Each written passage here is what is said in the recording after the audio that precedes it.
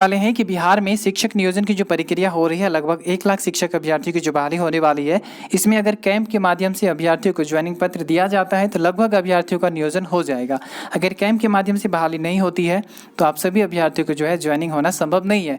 Camp का सबसे पहला फायदा यहाँ पर बता दें कि पंचायत का आवेदन जो है आपका पंचायत का आवेदन नहीं, पंचायत के अभ्यर्थियों को काउंसलिंग के लिए जो है और ज्वाइनिंग लेटर के लिए सीधा प्रखंड में बुलाया जाता है। और प्रखंड में एक जिला के अंतर्गत जितने भी प्रखंड है, सभी प्रखंड के अभ्यर्थियों को उस जिला में बुला लिया जाता है, चाहे वो उसका काउंसलिंग हो अर्थात डॉक्यूमेंट्स वेरिफिकेशन हो या फिर उन्हें ज्वाइनिंग लेटर दिया जाना हो। उसे कैंप लगाकर उस दिन उसे बुला लिया जाता है। बुलाने के बाद उसी दिन जो है उनको ज्वाइनिंग लेटर दिया जाता है। डॉक्यूमेंट्स वेरिफिकेशन उसी दिन होता है और उसी दिन जो है उसको हाथों हाथ ज्वाइनिंग लेटर दिया जाता है।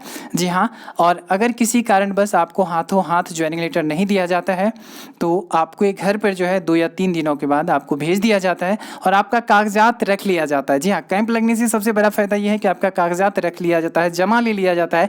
इससे आप बिहार के किसी अन्य नियोजन इकाई में अब जो है आप काउंसलिंग ही नहीं करवा पाएंगे।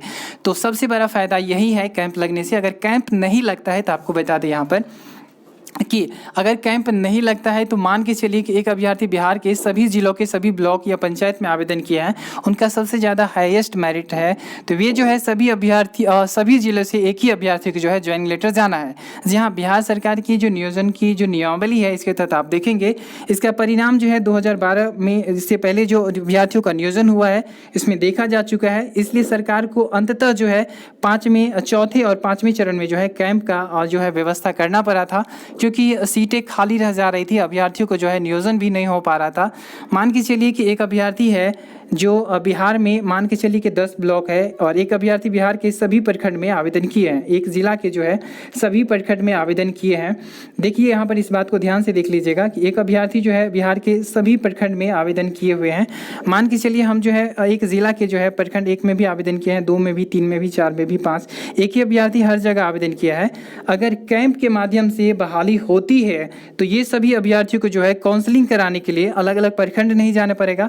इन सभी अभ्यर्थियों को कैंप में जो है एक जिला में बुला लिया जाएगा। इस जिला के अंतर्गत जितने भी प्रखंड है सभी अभ्यर्थियों को जो है सिर्फ कैंप के माध्यम से अगर बहाली होती है तो उसी जिला में बुला लिया जाएगा। और उस दिन बुलाने के बाद आप सभी अभ्यर्थियों को जो है कागजात की जाँच करने के साथ साथ आपको बता दें कि आपका डॉक्यूमेंट्स वेरिफिकेशन उसी दिन हो जाएगा। ज्वाइनिंग लेटर की बात करें तो ज्वाइनिंग लेटर भी आपको उसी दिन दिया जाता है। जी हाँ, ज्वाइनिंग लेटर हाथों हाथ मिल जाता है। और सबसे बड़ी परेशानी ये है कि अभ्यर्थियों को जो है अब भटकना भी नहीं पड़ता है। जी हाँ, अभ्यर्थियों को भटकना भी नहीं पड़ेगा कैंप अगर लग जाता है तो। और इसके अलावा जो प्रमुख बात है वहाँ पर हम आपको बता दें यहाँ पर कि 3 दिन पहले जो है कैंप के माध्यम से अगर बहाली होती है तो मेरिट सूची जो है देकर काउंसलिंग आप चाहे तो जहाँ चाहे वहाँ आप करा सकते हैं। जी हाँ, 3 दिन पहले आपको बता दें कि बिहार के 10-10 जिलों में जो है मान के चलिए 3 से 4 दिन अभ्यर्थियों को जो है कैंप में बहुत ज़्यादा मौका मिलता है। जो अभ्यर्थी खास करके बिहार के जितने ज़िले में आवेदन किया है उसे उतना ज़्यादा मेरे ख्याल से उसको उतना ज़्यादा फ़ायदा होगा। फ़ायदा इसलिए होगा कि बिहार के जो है अलग अलग डेट में अलग अलग जिलों में काउंसलिंग बुलाई जाती है।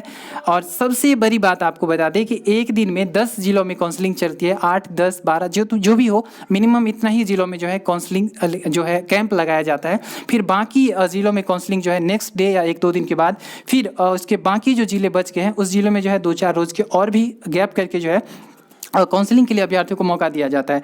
तो इससे फ़ायदा ये होगा कि मान के चलिए आपको इस नियोजन इकाई में नहीं होगा तो आप किसी और में भी काउंसलिंग करवा सकते हैं। लेकिन यहाँ पर आपको ध्यान देने वाली बात यह है कि 3 दिन पहले जो आपका मेरिट लिस्ट जारी होता है जिलों का, आप सभी पंचायत का आप अपना मेरिट देख सकते हैं, सभी प्रखंड का मेरिट देख सकते हैं कि आपको किस जिले में लग रहा है कि संभावना है कि आपका हो जाएगा, तो उस जिला में आप जाकर काउंसलिंग करवा सकते हैं। आपको अगर होना होगा तो आपका ज्वाइनिंग लेटर उसी दिन मिल जाएगा आपको और आपका ओरिजिनल कागजात है वो आपका जमा ले लिया जाएगा। इससे आप बिहार के किसी अन्य जिले में जो है आप आवेदन नहीं कर सकते हैं। जी हाँ, टीटी ओरिजिनल सर्टिफिकेट आपको रख लिया जाता है, उस समय ज्वाइनिंग पत्र या उसके 3 दिनों के बाद आपको दे दिया जाएगा। जी हाँ, हो सके तो उसी दिन आपको हाथों हाथ ज्वाइनिंग लेटर दे दिया जाता है या फिर उसके 2-3 दिनों के बाद, 3 दिनों के बाद जो है आपको घर पर भेज दिया जाता है। और एक दिन में लगभग 10 जिलों में कैंप लगता है। जी हाँ, एक दिन में मान के चलिए बिहार के 10 या 12 जिलों में जो है कैंप लगता है। तो इससे जो है ज़्यादा से ज़्यादा अभ्यर्थियों को सब पंचायत में जाने की, घूमने की जरूरत नहीं है काउंसलिंग के लिए। सभी प्रखंड में आप जाते हैं काउंसलिंग कराने के लिए, तो सोच सकते हैं कि कितना परेशानी है। इसलिए ये प्रमुख जो है कुछ फ़ायदे हमें जो है कैंप के माध्यम से लगा तो आपको हमने बताने का कोशिश किया। इसके अलावा जो है हम कोशिश करेंगे आपको एक PDF जो है पिछले बार वाला उपलब्ध करा दे, ताकि आप भी इसे देखें और समझ जाए कि कैंप से कितने ज़्यादा फ़ायदे हैं। तो ये प्रमुख कुछ फ़ायदे हैं। एक अभ्यर्थी का अगर ओरिजिनल कागजात ही ले लिया जाता है तो वे कहीं और नियोजन निकाय में काउंसलिंग नहीं करवा पाएंगे। जिस दिन काउंसलिंग होगा उसी दिन आपका ज्वाइनिंग लेटर भी मिल जाएगा। होना होगा तो उस दिन आप जा सकते हैं। मान के चलिए मेरे ख्याल से जो है 10 या 5 अभ्यर्थियों को जो है काउंसलिंग में बुलाया जाता है। 10 गुना अभ्यर्थियों को, एक सीट है तो 10 अभ्यर्थियों को जो है काउंसलिंग के लिए लगभग बुलाया जाता है। हालांकि बिहार सरकार की जो पिछले वाली नियमावली है इसमें दिया गया है कि एक अभ्यर्थी को 10 गुनी अभ्यर्थियों को जो है कैंप में बुलाया जाता है। एक सीट पर 10 अभ्यर्थी या 5 अभ्यर्थियों को बुलाया जाता है। तो ये एक फ़ायदा है कि आपको किसी भी प्रखंड में लग रहा है, मान के चलिए एक जिला के अंतर्गत 10 प्रखंड आ रहे हैं, 10 में से 5 भी प्रखंड में आपको लग रहा है कि हो जाएगा तो आप उस जिले में जाकर काउंसलिंग करवा सकते हैं। और ज्वाइनिंग अगर मान के चलिए किसी एक ब्लॉक में अगर आपका होना होगा तो वहाँ पर आपका कागजात रख लिया जाता है, ज्वाइनिंग लेटर उसी दिन दे दिया जाता है। इससे एक अभ्यर्थी कहीं और जो है आवेदन नहीं, एक अलग दिन जो है काउंसलिंग नहीं करवा पाते हैं। और इसके अलावा आपको बता दें कि एक बार अगर पहला ही राउंड में अगर कैंप पूरा हो जाता है तो फिर पुनः दोबारा से जो है कुछ दिनों के बाद कैंप का आयोजन करके सरकार जो है इससे कम मार्क्स वाले अभ्यर्थियों का जो है सिलेक्शन कर सकता है। पहला कैंप में मिनिमम मान के चलिए कि 60% तक के अभ्यर्थियों का नियोजन हो जाता है। तो दूसरा बार कैंप लगाकर जो है मिनिमम उससे कम वाले जो 50 हो या फिर जो भी हो वहाँ तक के अभ्यर्थियों का नियोजन संभव है।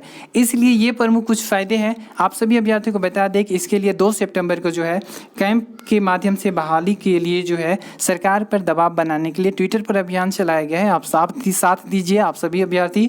याद रहे 2 सितंबर को जो है ये अभियान रखा गया है, ट्विटर कैंपेन। एक बार फिर से शाम के 7 बजे से 9 बजे तक आप सभी अभ्यर्थी साथ दीजिए इस अभियान में और कैंप के माध्यम से नियोजन हो, ताकि अधिक से अधिक अभ्यर्थियों को ज्वाइनिंग लेटर मिल सके। फिलहाल इस अपडेट